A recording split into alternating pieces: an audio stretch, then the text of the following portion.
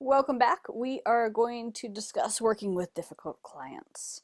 For those of you that have been in the field for a while, you know that there's clients that I call them the Dementors, like from Harry Potter, Dementor. They just they sap the life force out of you. You don't want to work with them. They're not motivated. And it's really easy to point a finger at the client and say they're not motivated, they're not doing their share of the work, they're not doing what I asked, they're not interested. If they've engaged with you, they're certainly interested, but sometimes their behaviors just make you want to pull your hair out and you want to fire your clients. And some people do. Some people just say, hey, fire your clients, start over.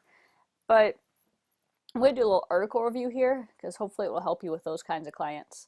This is actually from Precision Nutrition, and it's one of their free blog articles on how to coach. And it really nicely summarizes how to work with some of these really difficult clients.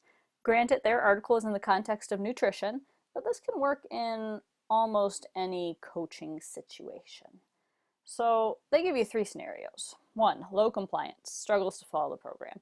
So you give this client great nutrition program, great exercise program, whatever it is that you gave them, and they show up, they never do anything that you've asked them to do in between sessions. And you collaborate with them, you set new goals, maybe you decide a behavioral contract, they come back, they didn't even do their behavioral contract, they didn't even rate themselves A to C, they're just not doing anything that you ask, but yet they still pay you, they still show up. So they're committed, they want to change, but something's not right. And then you have your client number two, high compliance, low results. So they're following the program, they're just not getting results. They're in the gym 7 days a week, they're working out, they're following their nutrition plan, they're doing whatever it is that you ask of them, and you can keep asking, and they're going to do whatever you say, but they're just not having an outcome. And those are also really frustrating. And then client number three, they have high compliance and high results. They follow the program you ask, and they get these great results, and they tell the world about it because they're like, oh, wow, this was greater than I expected. This is amazing. So how do we work with these guys? We can't apply the same strategy to all of these different kinds of clients. So here's client number one. They won't do anything you ask it. They keep paying you for sessions. It is really easy to say, you know what, this relationship isn't working. I think we need to find you somebody else.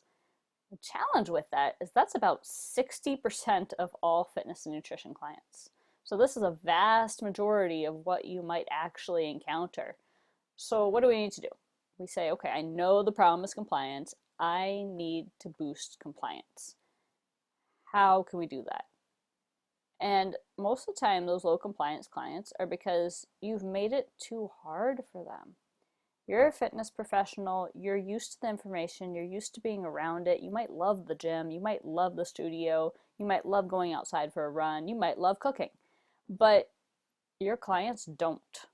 These clients, they don't like cooking, they don't like nutrition, maybe they like cooking, but maybe they like cooking stuff that's not healthy for them. They won't go outside for a run. It's too hard. You're asking them to do too many things at once. So the real strategy here is finding something ridiculously easy and keep negotiating your way down. So for example, weight loss client wants to lose 30 pounds. You know that this client needs more sleep, they need more hydration, maybe they need fish oil, maybe they're not getting enough proper fats in their diets. Maybe they need to eat more vegetables, they need to eat more fruit, they need to get to the gym 5 days a week, and all of a sudden, this is like a paralyzing mountain of stuff. So find out what's too easy for them. So if I say, okay, let's get 8 hours of sleep a night, and they're like, oh no, I can't do that, I got kids. Okay, maybe we can find something else. How about, can we get 8 glasses of water a day? Oh no, I hate water. Okay, how about, can we get outside and jog for 20 minutes every day?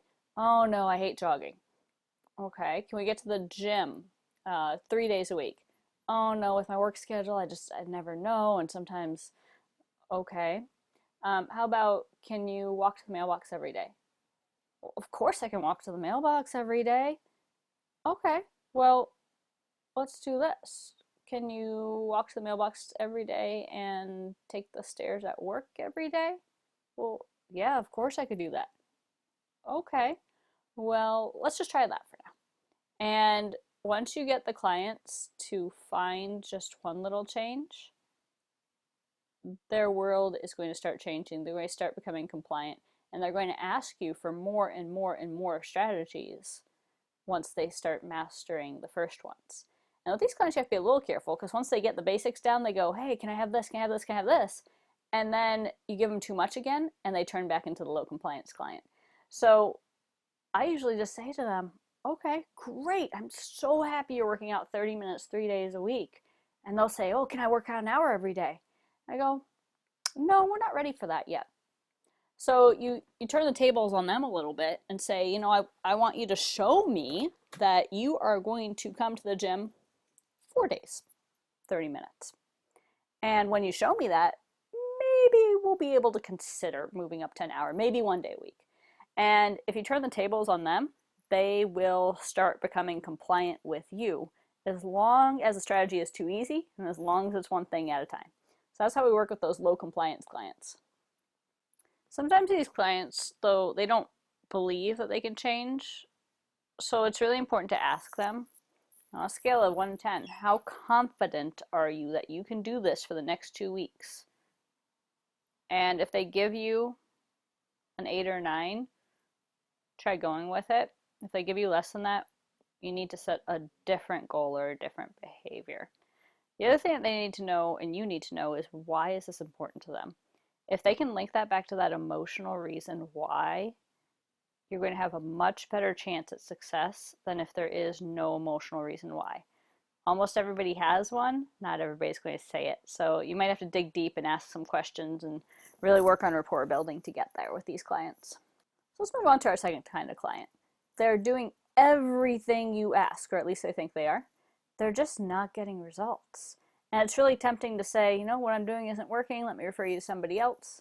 That's going to be about 20% of our clients. So if we take our 60% in our first client and our 20% in our second client, that's 80% of our clients. We're going to be firing everybody. So really, really important that we learn the different coaching strategies to work with these different clients. So we might have the wrong measure potentially. That might be one challenge here. So we need to find a different measure of what progress is. We might also have unrealistic expectations. So if your client comes in, they've never ran before and they want to run a marathon in 2 months, it might not be a realistic expectation. So they're judging it off of a different scale than you might be. They might say, I'm not running a marathon yet. I didn't run 26 miles today. And you're judging it off of, well, you ran 20 minutes today. That was more than you did before. So you guys need to have the same scale and the same measures. Once you have the same scale and the same measures, we might need to tweak this client's program. A lot of fitness professionals, they start with kind of a generic out-of-the-box template. Whether you go with an SCA or NASM or NSCA or Precision Nutrition or whatever you do, sometimes we don't analyze the individual enough. And so we really need to look at it in the context of the individual, and maybe the intensity needs to be different. Maybe the goal needs to be different. Maybe the strategy needs to be different.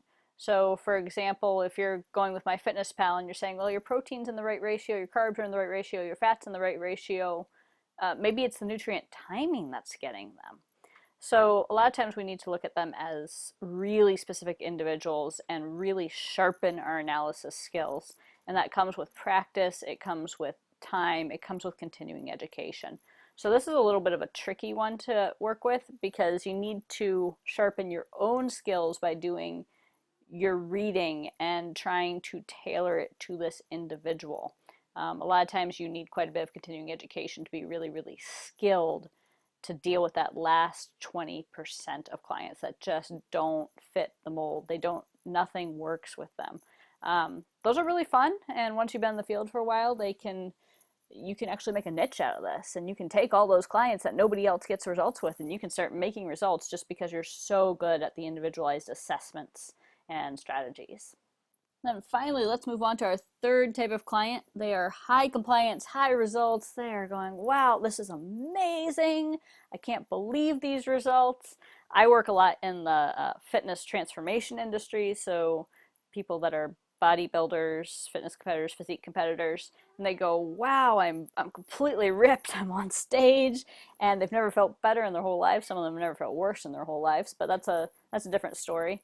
But these are the ones that they just get these amazing results, and then they rebound on you, or they burn out, or they just drop out of the face of the gym and training and whatever it is that you're doing with them. And with these clients, you got to give them permission that they can be imperfect. They can have some off days. They're human. They can't be perfect magazine robots all the time. There's going to be fluctuation. There's going to be different results at different times. Be a little bit cautious how much attention you give them, because if you turn these into the role models that you promote on Facebook or whatever it is that you promote, then they might start demonstrating some non-ideal behaviors. So yeah, praise them, but don't go overboard with this. The biggest challenge with these clients is burnout. So they've been coming to the gym 5 days a week. They've been doing whatever you asked. They're continuing seeing these great results. They will do whatever you ask them to do. They'll change their program. They show up, and give them some challenges. Kids and adults alike, as long as they can see success, they actually do like challenges where they can see more success. So feel free to give them permission to slip up a little, and feel free to give them permission to be challenged by some new movements or ideas. And at the end of the day, just make sure you recognize the effort that they have put into it. Not necessarily the outcome, but the effort, and how important it is to them relative to whatever their super why was, the reason why they are really in this and really doing this. So that's a review of these 3 kinds of clients. I hope that's helpful, because you'll find many, many, many clients in this situation. So feel free to reach out to me if you have any questions. Thanks.